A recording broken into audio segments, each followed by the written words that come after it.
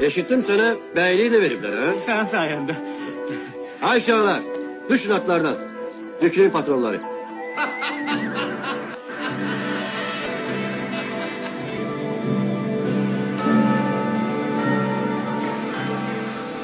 Ben...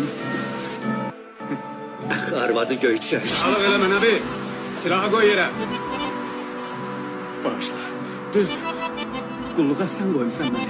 Ama şöyle olar verirler aklına. İbrahim Bey, bu grubunu sen kurmuşsan.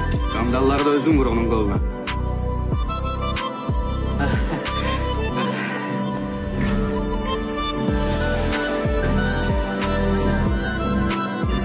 Düşman da olsak, haklısın. Kişinin koluna kandalı da gerek.